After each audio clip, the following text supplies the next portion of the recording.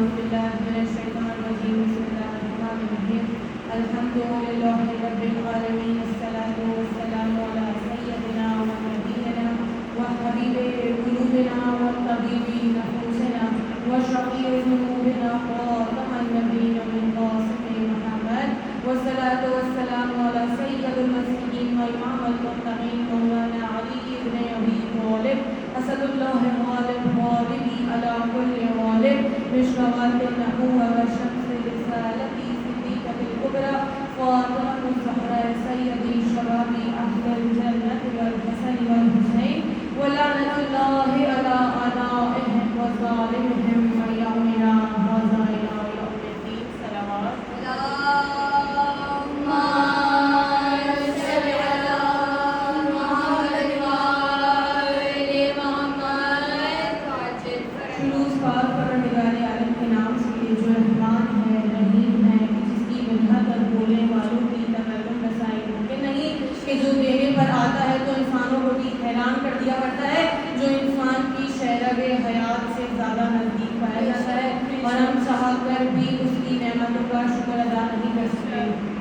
سب سے بڑی نعمت جو ہمارے پاس ہے کہ اس نے ہمیں اس دنیا میں شیعان حیدر کرار بنا کر بھیجا.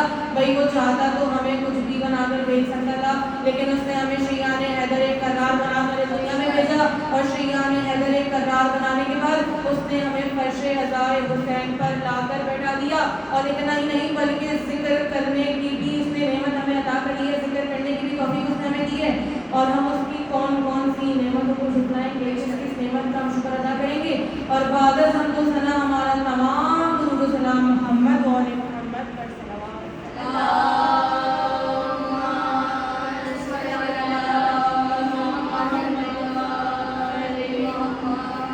حضرت گرامی کہ اصغر نے ہنس کر انہیں ڈھیر کر دیا, کہ اصغر نے ہنس کر انہیں ڈھیر کر دیا. اور حد تھی صغرا کی تربیت کے ہنر کی مگر, کہ حد تھی صغرا کے جو ہے رباب کے تربیت کی مگر, کہ ظالموں کے ہنر شیر کے ہنر کو بھی شیر کر دیا. کہ علی اصغر ہے یا اصغر علی کون بھلا کیا سمجھے, کہ علی اصغر ہے یا اصغر علی کون بھلا کیا سمجھے. کہ ظالموں کے چہروں پہ عجب شرمندگی طاری تھی, کہ جس کو لڑنا نہیں آتا اسی نے مار ڈالا ہے. حضرت گرامی سے پوچھا گیا نا کہ اصغر تمہیں سنا ہے مقتل جانے کا بہت شوق ہے, کہا ہاں بابا مقتل جانے کا بڑا شوق ہے. کہا کیا کرو گے مقتل جا کر, تو فرمایا لحظ مظلومیت کو آگ میں اتنا وقار دوں, لحظ مظلومیت کو آگ میں اتنا وقار دوں, کہ تمام یزیدیت کو گڑھے میں اتار دوں. کہا بس ایک مرتبہ مجھے میدان میں لے کے چلے جائیے, کہ اکبر کے قاتلوں کو میں ایک لمحے میں ہنس ہنس کے ایسے ہی مار دوں. حضرت گرامی وہ 6 مہینے کا بچہ جو فوج میں بڑوں کو شکست دے رہا تھا اور آج تک دیتا آ رہا ہے. حضرت گرامی ایک ایسی خصوصیت جو علی اصغر کے پاس کی میں کہوں گی کسی کے پاس بھی موجود نہیں ہے. ایک ایسی خصوصیت جانتے ہیں وہ خصوصیت کیا تھی؟ حد تک کہ امیر المومنین جن کو شجاعت کا لقب دیا گیا ہے ان کے پاس بھی یہ جو ہے وہ خصوصیت نہیں پائی گئی. جانتے ہیں وہ خصوصیت کون سی خصوصیت تھی؟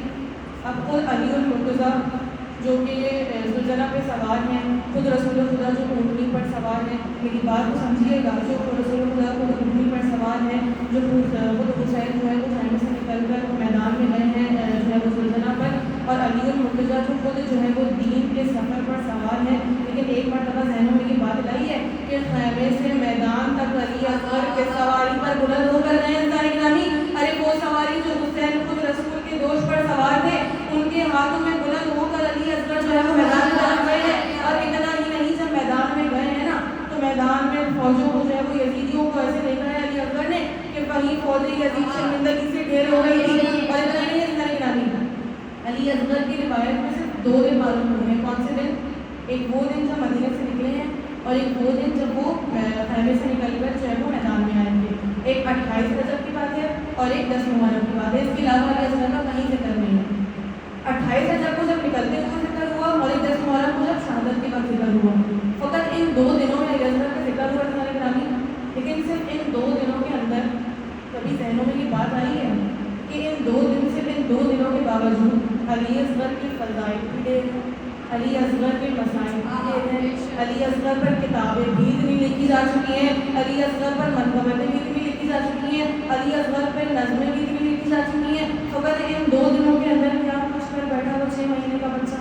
6 مہینے کا بار بار اس لیے کہہ رہی ہوں کیونکہ وہاں پہ جو فوج یزیدی کھڑی تھی نا اس میں بڑے بڑے سورما موجود تھے، لیکن پھر بھی وہ 6 مہینے کا بچہ صرف نظروں سے ان فوجوں کو مار رہا تھا. حضرت کرام اتنا ہی نہیں ہے، جہاں پر اتنے فضائل ہیں علی اصغر کے وہاں پر اتنے مسائل بھی ہیں علی اصغر کے کہ جب رباب سے لے کر علی اصغر کو چلے ہیں نا حسین خیمے سے باہر تو رباب کھڑا پڑا.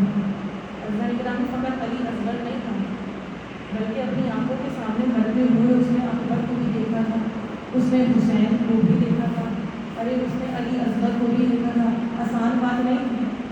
رباب کے لیے جب واپس آئی تھی نا رباب جب رباب واپس آئی تھی نا ایک وقت کو ٹھنڈا پانی نہیں پیا تھا، ایک وقت کو سائے میں نہیں آ کر بیٹھی تھی. جب حسین لے کر چلے ہیں نا علی اصغر کو خیمے سے باہر، ارے اتنا نہیں دیکھا کہ خون کی تپش تھی. ارے علی اصغر کو ایسے لے کے چلے ہیں فوج سمجھی کہ حسین قرآن لے کر آ رہا ہے بیت کے لیے. ارے ماتم کر کر کے پورا دن آج کا دن تو قیامت کا دن ہے کہ رباب کی بول ارے قبر کو بنتے ہوئے رباب نے اپنی آنکھوں کے سامنے دیکھا. حسین چلے ہیں مانو قرآن کو لے کے نکلے ہیں حسین بن علی. ارے یہ مظلومیت تھی کہ بلند کر کے کہہ رہے ہیں ارے کربلا ارے کچھ ترس آئے تو 2 گھوٹ علی اصغر کو پانی دے دو. ارے اتنا کہنا تھا. ارے تمام فوج کربلا کے پیچھے کھڑی تھی.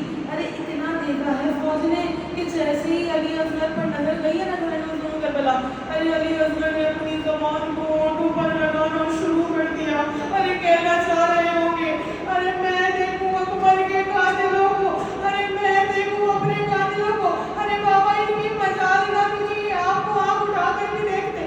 ارے اتنا کہنا تھا. جیسے ہی دیکھا ہے نا فوج نے علی اصغر کی زبان کو ہونٹوں پر لگاتے ہوئے ارے منہ پھیر پھیر کر فوجی اشکیاں رونے لگی.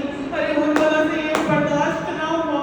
ارے اتنا دیکھنا تھا. اپنی فوج کو حکم دیا ہے ارے جاؤ ایسا تیر مارو علی اصغر کو، ایسا تیر مارو کہ دوبارہ حسین پانی مانگنے نہ آئے. ارے اتنی غضب نہ آئی، اتنی شرم نہ آئی کربلا کو.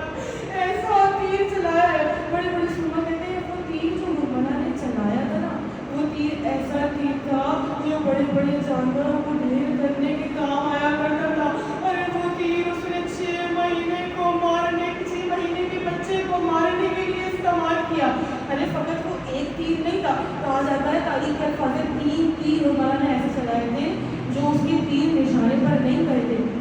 اب کربلا کو بڑے سے بڑا تیر انداز کہا جاتا تھا. ارے ایک تیر چلایا ہے وہ نشانے پر